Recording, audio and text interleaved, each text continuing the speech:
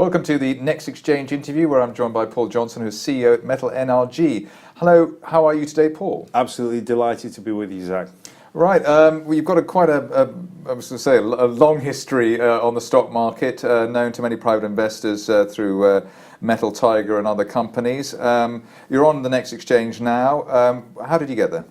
Well, we put some money as Metal Tiger originally into this small company called ZIM NRG. After the changes at Metal Tiger, I bought their stake out along with Gervais Heddle, who's CEO of Greatland Gold, and we raised some money a few months ago to reinvigorate the business, and now we're embarking on a bit of a cobalt blue future. So lithium is supposed to be one of the big rare earth metals, or the metal to go for. Is cobalt in the same kind of area? Yeah, cobalt's in the same kind of area with the battery technology that's emerging all around the world. Cobalt's intriguing. The price has more than doubled in the last year. There's a major supply-demand situation going forward. Unlike lithium, which has had a bit more advanced preparation, cobalt's kind of taken people by surprise a bit. There isn't the development out there in the next few years. So it's one of those exciting strategic metals that people don't fully understand at the moment, but I guess in a couple of years' time they will love tremendously. In Australia, there has been a bit of a cobalt boom already, and it's still bubbling away. Pull back a little bit, the usual thing. In the UK, we always track behind the Aussies, which is surprising. So we are tracking behind, and we anticipate that there will be a significant interest in cobalt plays on the London markets very soon. So are you going to be a one metal company, or is it going to be all over the place in the next few months or years? Well, at the moment there isn't really a dedicated cobalt play in the London markets. People fiddle around with cobalt. Normally it's a byproduct of nickel or copper deposits, so it's not a mainstream thing. Finding real good quality pure cobalt plays is very difficult. So I think we may well focus for a while on cobalt and try and drive the valuation of the company up. The traded liquidity on NEX Exchange is important for us, so we want more people to buy and sell the shares, and then see where that takes us. Well, I mean, obviously one of the things about NEX is the question. People are sort of obsessed about liquidity, but I would put it to you that if it's an exciting company with exciting management and good profits prospects, people are just going to buy the shares anyway and sell them.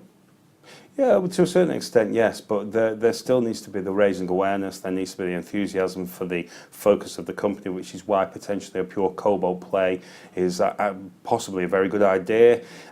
We are more flexible in what we can do on NEX. We can do more aggressive deal making as a small cap. AIM has kind of surrendered on small cap resource plays and early stage exploration now, so NEX has a great opportunity to really come and take that business. And of course, in a couple of years' time, as the sector recovers, that's the kind of business that all the markets will want. NEX Exchange is probably the only market in the UK that's seriously engaging with early stage resource companies. So we've got many factors playing to our advantage, but it's absolutely key for us to increase pushing the message out, get the traded liquidity higher, and keep doing these transactions, and yet probably with a cobalt focus for now. Are you surprised that more smaller companies in the resources area are not already on NEX? Oh yeah. I wouldn't, because with the class test system on AIM, if you're a small company, it's very, very difficult for you to actually do anything adventurous or anything building the company efficiently, because the first step is you have to do an RTO, which is hugely costly, £500,000 potentially out the door, not spent in the ground. With NEX, they don't have the class test system, and they have a number of measures to assess whether something is a reverse takeover, and those measures are perfectly sensible, revolving around management control, voting control, and a fundamental change in the business. Absolutely great. We can deal with that. So we've been able to do a deal already, as announced, in US Cobalt, that would not have been doable on AIM, and it's important to understand. And the potential future transactions will probably fall within the same category. So we're delighted to be on NEX at the moment. I mean, presumably with the costs, the relative costs involved. I mean, as a CEO, I would feel like I was under pressure. The clock is ticking, the meter is running in terms of the cost if you're a small company. And obviously to get on to AIM, there's obviously the big cost as well. Yeah. Are you sort of feeling more stress-free than you were before? in terms of starting? Because you've been through the process before as well. Oh yeah, without question. A, because I know I can do deals, and B, because the overall costs of being on NEX are dramatically lower.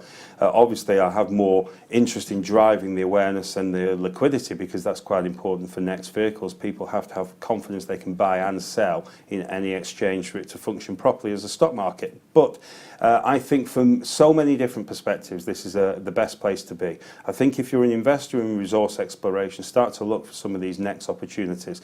The number of real quality opportunities on AIM are diminishing. A, because they're diminishing. B, because in order to do a deal on AIM, you have to spend so much money on advisors in reverse takeover processes. Everything is slow, cumbersome, costly and difficult. If you want resource exploration where you've got a bigger chance of retaining as an investor, a higher proportion of that interest, that project, that opportunity into the future, you need to be somewhere like NEX.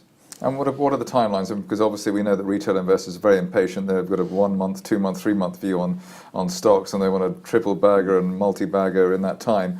What are your? I mean, for Metal NRG, what's your scenario over the next year or two? Well, if you want your 10 baggers, then you're going to be in trouble on anything, because the simple reality is the vast majority of retail, private, high net worth, whatever investors lose money trading the markets generally. Only a few sharp operators, often with institutional backgrounds, I would suggest, actually make money off some of these high volume, high mover shares on AIM, or any market in fairness. In our case, we've got a history of building valuation within a business, of actually taking various projects, putting them into the company and growing the value of them. I would say if you've got a sensible time frame and you wanted to invest in those, you've got to look at 6 to 12 months as a minimum. I don't think it's a good idea to be trading into Metal NRG hoping for a quick 10% flip. So that rules out 70-80% of most of the institutions that you have in London, who of course delight in putting their shareholders into companies at massive discounts, prejudicing the original investors, the original shareholders, and then flipping out for 5%, moving on to the next play, which they do, of course, because these institutions charge their private clients huge amounts of money to go in and out. So they're delighted if the clients make a little bit of money and they make lots of commission. We're not in that game. What we're in is to build a very significant business. We want to find a big cobalt deposit at the moment.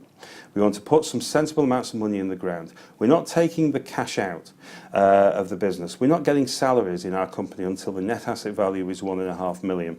Our office costs are virtually zero, and we've got a very small amount of cash burn. So we're in the right place. We're spending money on finding new opportunities and investing in them. And that's how it will carry on for quite some time. And even when we do, if we do start to pay salaries, it will only be modest. It has only ever been modest in any of the companies I've been involved with.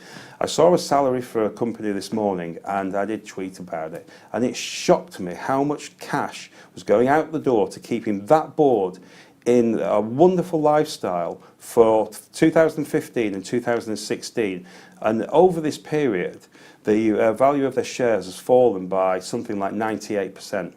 It is shocking what's happening in the market. So if people give us cash, Deirdre in Glasgow with 100 quid, Fred in London with £1 million, whatever the amounts of money involved are, we will look after that money and steward it wisely and make sure we spend it investing in our projects. Well, that's great news for Deirdre in Glasgow. Paul Johnson, CEO at Metal NRG, thank you very much for coming in today. It's a pleasure. Thank you.